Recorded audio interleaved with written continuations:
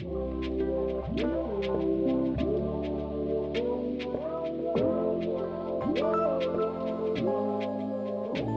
everyone. This is Rob McDougall with Zhang Financial here with your weekly economic update. Today is Monday, February 3rd, 2025. Last week, a lot of economic data came out. We'll start with last week, Tuesday. We had durable goods orders and durable good orders ex transportation. Both of those metrics came in weaker than expected. So durable goods, just the headline number, expected to be up 0.6% month over month in December. Actually was negative, minus 2.2%. Following day, we had the Fed interest rate decision, which was a decision for no action. Just as we had previewed, Federal Reserve on hold for the moment. And the one takeaway from that is they cited the fact that the economy is strong enough at this point that it does not make sense to cut rates further, as we suspected. Friday, a lot of inflation information, economic data that came out, core PCE and PCE index, as well as personal income, personal spending, all of that last Friday. The inflation numbers completely on target, just across the board. Core PCE month over month, December plus 0.2%, so core PCE trailing 12-month 2.8%. PCE, the headline number was up 0.3% month over month, so the trailing PCE index up 2.6%. Personal income came in exactly as expected for December, plus 0.4%. Personal spending, however, came in a little hotter than expected. It was expected to come in 0.5% month over month. It came in at a 0.7% month over month. So last week we had the GDP number that was given for the fourth quarter. It was good, but below what we had expected, below what the Atlanta Federal Reserve thought it would be. It came in at 2.3%. The Atlanta Federal Reserve was 2.93%. So they overshot. We were a little bit off, a little weaker than expected. Nonetheless, really good number, but 2.3%. So here's the first read by the Atlanta Federal Reserve for the first quarter, which ends March 31st. Expectation, their first take at it, is a positive 2.9%, which would be, again, just an outstanding GDP growth number. Given the numbers that came out last week, no change in inflation expectations.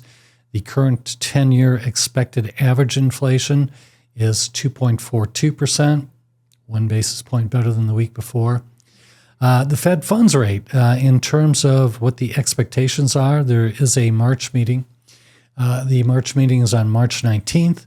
The odds of no cut is 85%. Just a week ago, that was 66%. So lower expectations of a rate cut post the Fed meeting last Wednesday. And then if we look at December, the odds of 2 or more cuts by the end of the year, the odds on that also decreased. A week ago, 66% probability built into the futures market we would get 2 or more. Now that's dropped to 54%. In terms of the stock market recap, before we hit some of the other indexes, just mention the fact Dow Jones, small gain last week. S&P 500 was down 1%. NASDAQ down 1.6. Russell 2000 small cap was a 90 basis point loss. The big news last week Monday, a big shock to the market short term.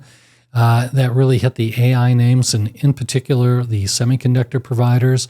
A Chinese AI platform called Deepseek had issued a product that they claim was built with only $5 million in resources. Bit suspect on that. We'll see. Time will tell. But that would be an alternative to ChatGPT at a fraction of the cost. So the market was quite worried about the entire spending throughout whatever the cycle is for AI here in the United States.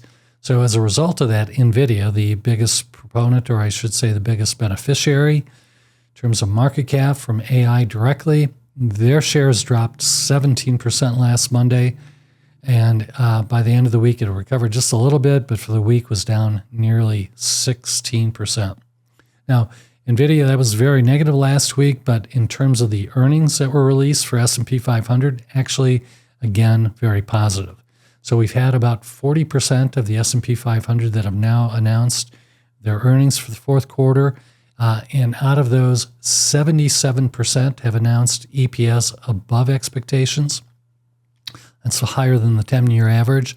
So now the expectation for fourth quarter earnings growth for the S&P 500 coming into this year, they were below 12%.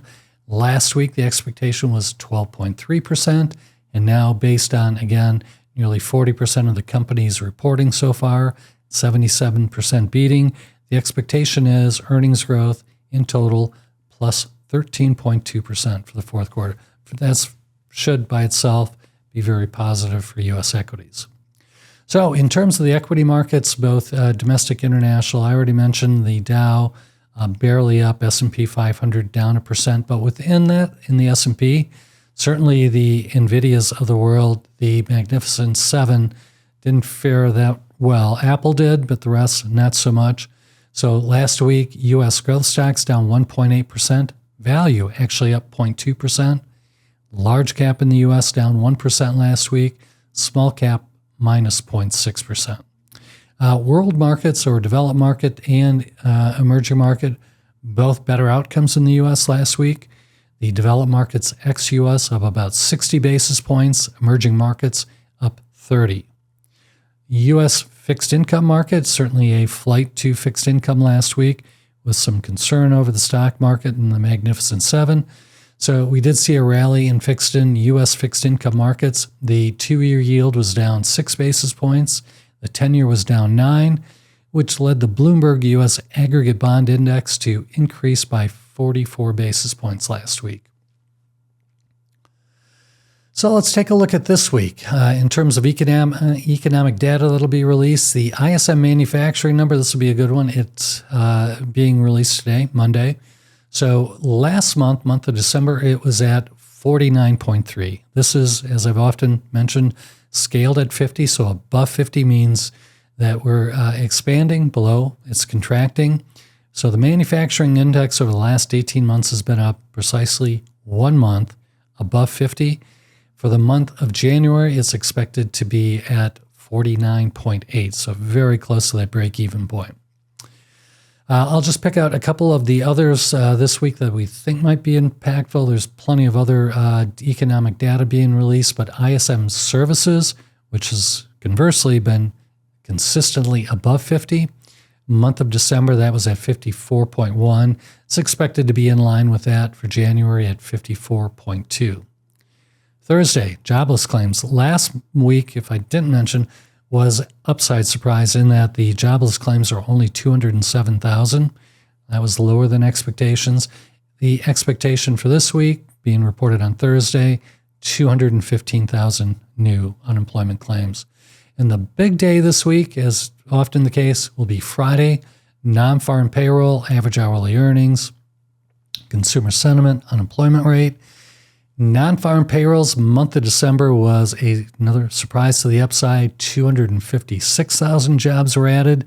For January, the expectation was we've added 170 non-farm jobs. Unemployment rate expected to be static with December, 4.1%. Average hourly earnings expected to be no change, up again this month, 0.3%. Average hourly earnings actually for January expected to drop slightly. December, that was up 3.9% year over year. January, year over year, is expected to be up 3.8%. Lastly, for this week, the Michigan Consumer Sentiment Index for February will come out on Friday. For the month of January, that came in at 71.1. We're expecting just a little bit of weakness in it relative to that. It's expected to come in at 70.9. That's it for the Economic Weekly Wrap-Up. We thank you very much for joining us. We'll look forward to seeing you next week. Thank you.